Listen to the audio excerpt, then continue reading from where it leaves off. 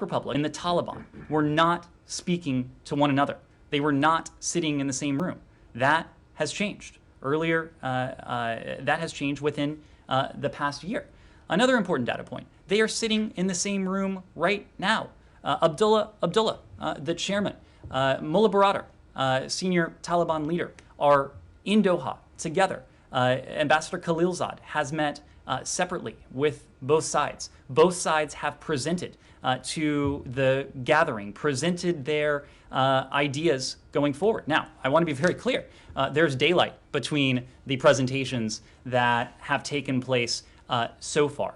But the fact that they remain engaged in this, the fact that the international community is speaking clearly, speaking resolutely, speaking with one voice, we intend to move forward with that process, to continue at it, to continue to support these intra-Afghan talks in the hopes, and ultimately something we will do all we can to support, that this ends up in an Afghan-owned, Afghan-led political solution to what has been, again, not 3 weeks, not 3 months, not 6 months, but really 40 years of conflict.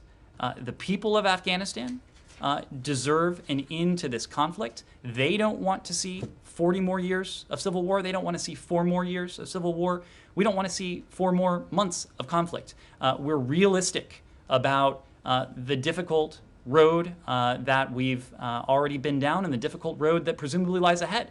But we are going to continue supporting this diplomatic effort because we know, and our international partners know, the international community writ large knows, that the only way to diminish the violence, to establish a ceasefire, and to put the parties down a road to a political settlement is through diplomacy.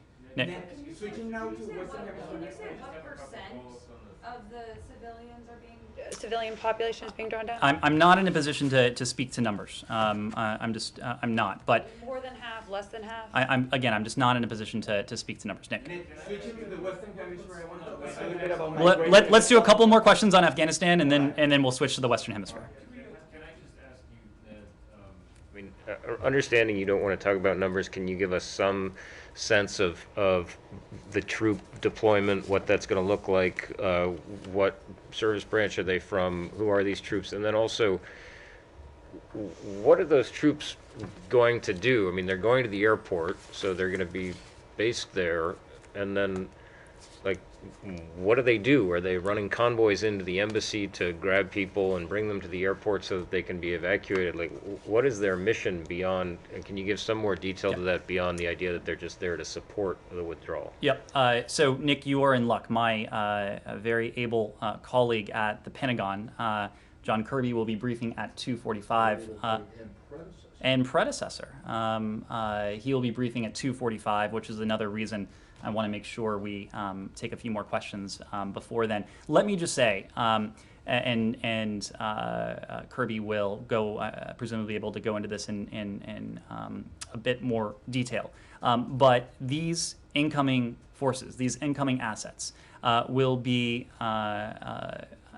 based at the airport for one reason, and for one reason only, and that is to help effect the reduction in our civilian footprint. They are not. They will not be relocated there for any other reason. This is about doing all we can to ensure the safety and security of our personnel as we reduce the size of our civilian footprint in Kabul. How long they're planning to be there? I would refer you to the Pentagon for that. Missy, please. Again, going back to an earlier question about what message this is sending, can you just do you expect there to be, or what would be your response to the critics who are saying this is going to further embolden the Taliban and make them feel like they have even more reign to push for a political agreement that suits their interests? And then will you be letting us know if the embassy is indeed closed? I know that it remains open right now. If you could just talk about how you're going to communicate that in the future, that would be great. On your second question, we are always going to put the safety and security of our people first. We don't want to do anything, we don't want to say anything that could expose them to any additional risk. At the same time, We want to operate with transparency to the extent we can on sensitive areas like this. So we will strive to do both of those things, and as we have more details to share, we will. Look, in terms of the signal this sends, I want to be very clear about what this is and what this is not. Starting with the latter, what this is not. This is not abandonment. This is not an evacuation. This is not the wholesale withdrawal. What this is a reduction in the size of our civilian footprint.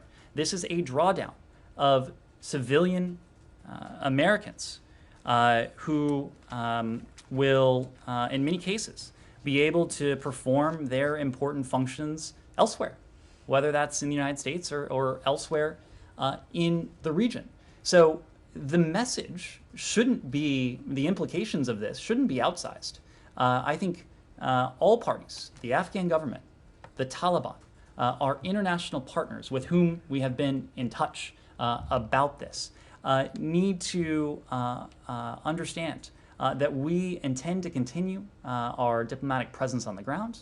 At a more basic level, we intend to continue that enduring partnership with the people of Afghanistan and the government of Afghanistan.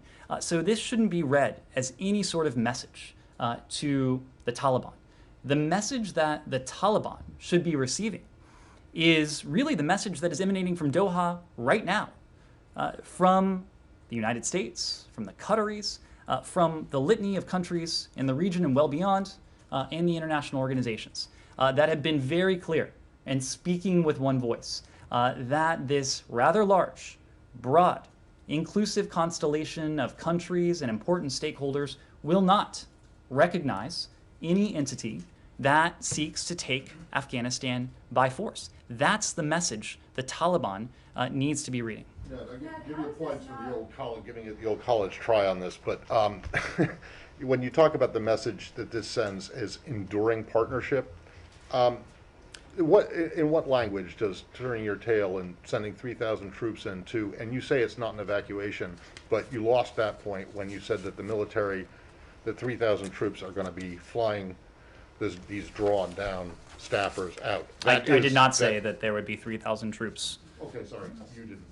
Others have said that that's the number that's going in, but that the military, the U.S. military, is going to be taking these people out. That isn't an evacuation, and I'm very cognizant of the difference between a drawdown where people leave commercially or if they drive out on their own.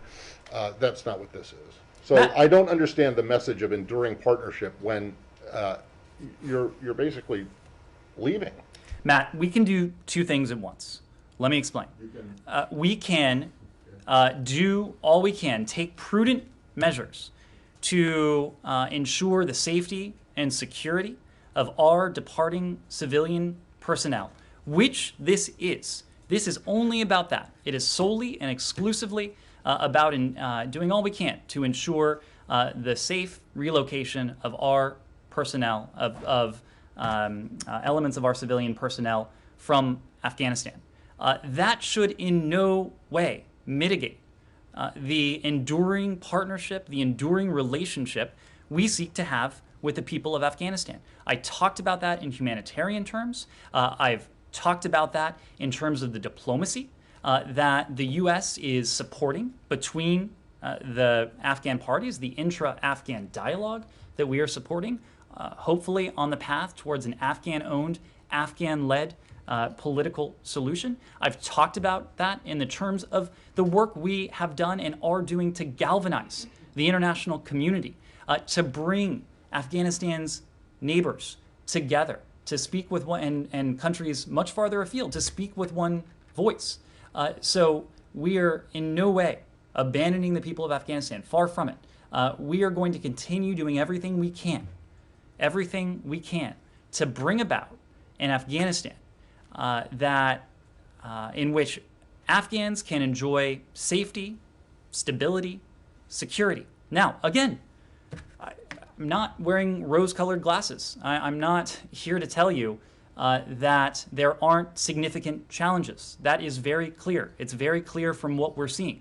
But our goal is through diplomacy, through continuing support for the ANDSF, a force that far outnumbers the Taliban by a figure of more than 3 to 1 by most estimates. Warfare in Afghanistan, that's never been a problem.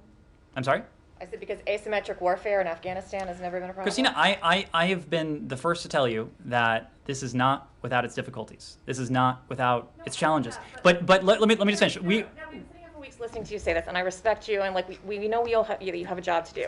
But there is no way you can sit there and say that the people of Afghanistan, watching the Taliban take over provinces, watching their country crumble, are now going to watch American diplomats get on military planes and leave the country, that sends a signal that the U.S. is with them in the long haul, diplomatically.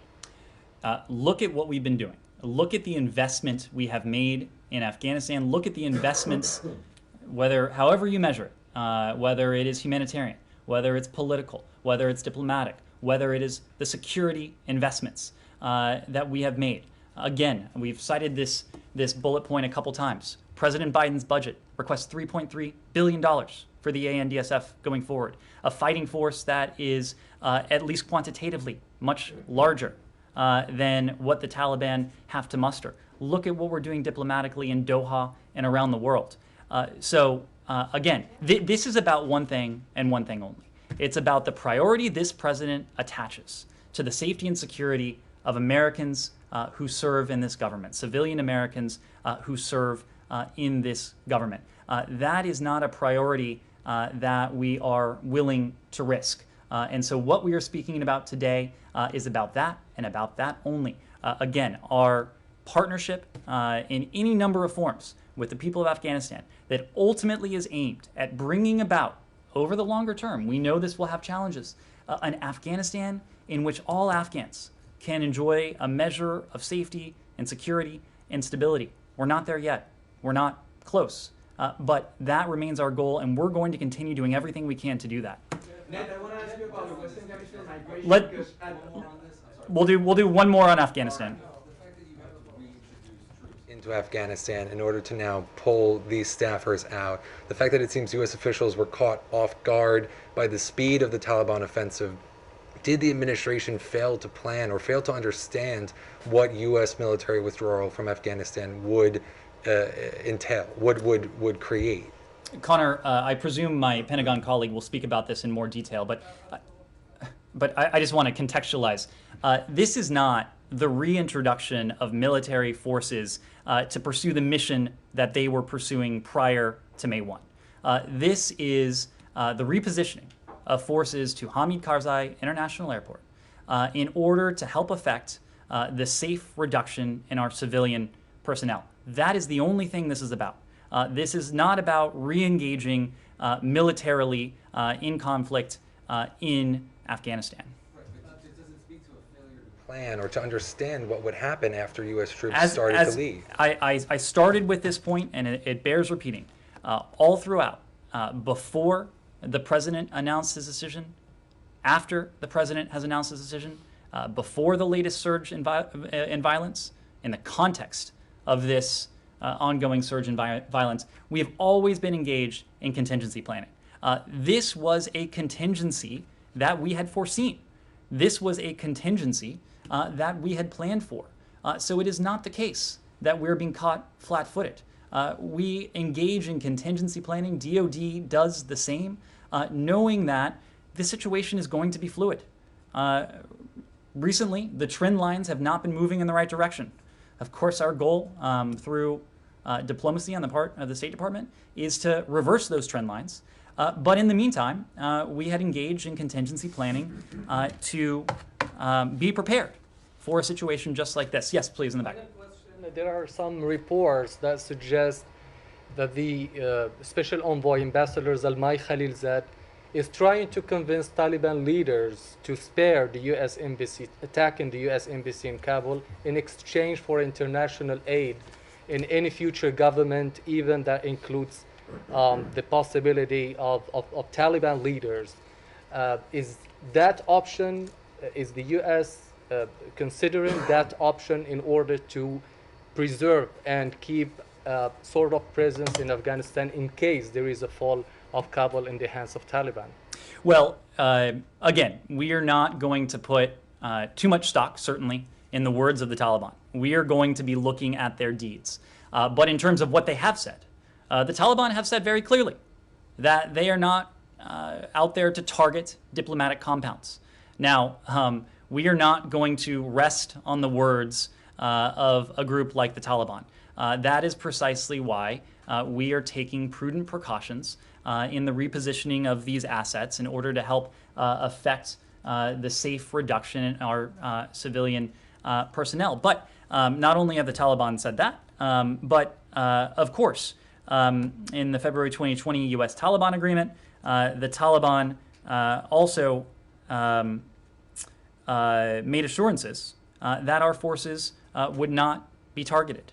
We have been very clear that if the Taliban go back on that commitment, whether in the context of this reduction in civilian staffing, whether in any other context, we will respond, and we will respond in no uncertain terms. We have not left any ambiguity about that. Ned, at the Darién region, this is at the border of Colombia and Panama, there are thousands of migrants that want to come here to the U.S.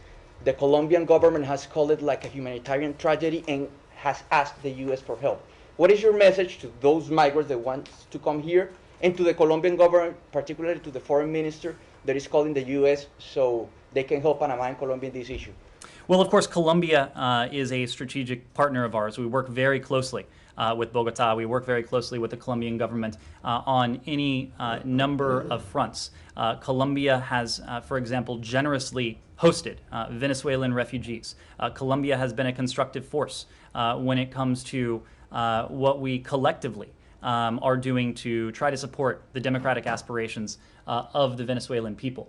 We've been in a position to provide humanitarian assistance to the region, including to Colombia, for its willingness to accept refugees from Venezuela. At the same time, we are still very much in the midst of a pandemic, and there are certain limits on what we're able to do at the moment, but we'll continue to work on this very closely and support the government of Colombia how we can. Yes? About Venezuela, tomorrow is set to start the Venezuelan talks in Mexico. Nicolás Maduro has said that the first point in this agenda is a total withdrawal of the U.S. sanctions to Venezuela. Are you reviewing the sanctions? Are you willing to waive sanctions in order so the conversations go forward?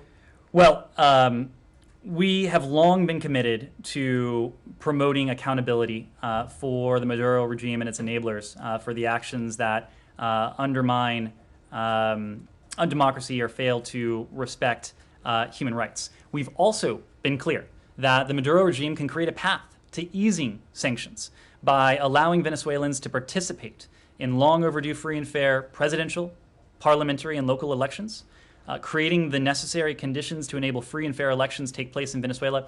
It requires the Maduro regime to engage in sincere discussions with the opposition, led by, of course, by interim President Juan Guaido, that result in a comprehensive negotiated solution to the Venezuelan crisis. As we noted in the June 25th joint statement with our EU and Canadian partners, we welcome substantive, credible advancements to restore democratic processes and institutions in Venezuela, and are willing to review sanctions policies based on meaningful progress and comprehensive negotiation. But that's what we need to see, meaningful progress. About the request of President Iván Duque to designate Venezuela as a state sponsor of terrorism, are you reviewing this request?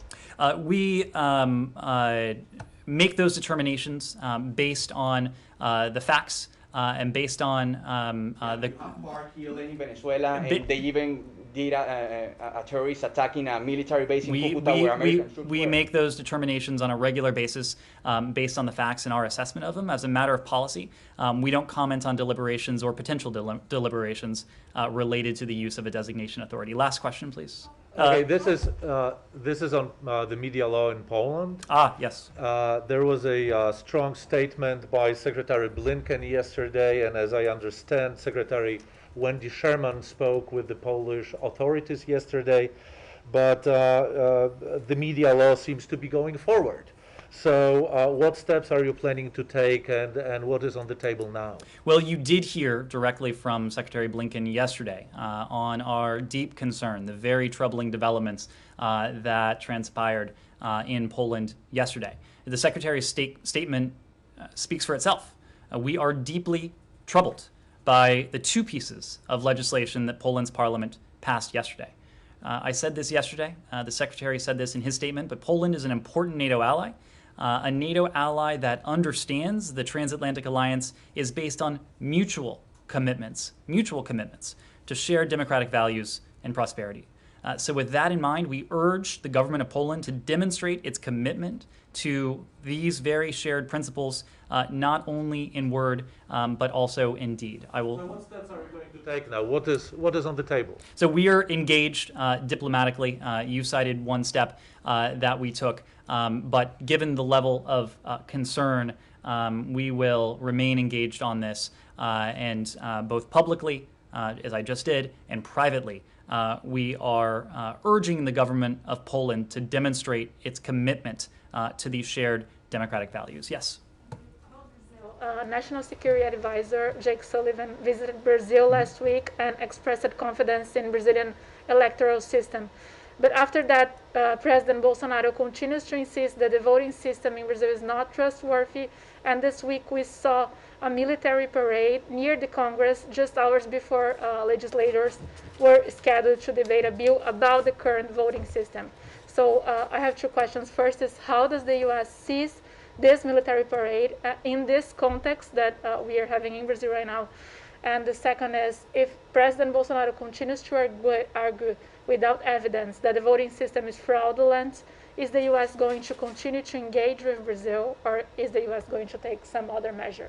Well, I don't have a specific comment on the parade, but let me say broadly, and as you alluded to, the National Security Advisor and a delegation was in Brasilia within the past few days. We firmly believe that Brazilian authorities can carry out free and fair elections that represent the will of Brazilian voters, as they have on many occasions in the past. During National Security Advisor Sullivan's trip to Brazil, he stressed the importance of not undermining confidence in the election process, especially since there were no signs of fraud in prior elections. That was his message. That will continue to be the message we reiterate. Thank you all very much. I have a non-Afghan, non-contentious question, and it's extremely brief. It has to do with Bahrain. So if you don't have an answer at the top of, I guess it can be taken. And it's just about, there are numerous prisoners who are deemed by human rights groups as being political prisoners in Bahrain. There's an academic who's on a hunger strike now in a month into it, and groups have been asking the U.S. to get behind calls for the release of this one guy, but also others more generally. Is this something that has been brought up with Bahraini officials recently by this administration? I don't know enough about the case offhand, so we'll see if we can get you some information on that. Anything in general on the general situation? Great. Thanks. Will do. Thank you all very much.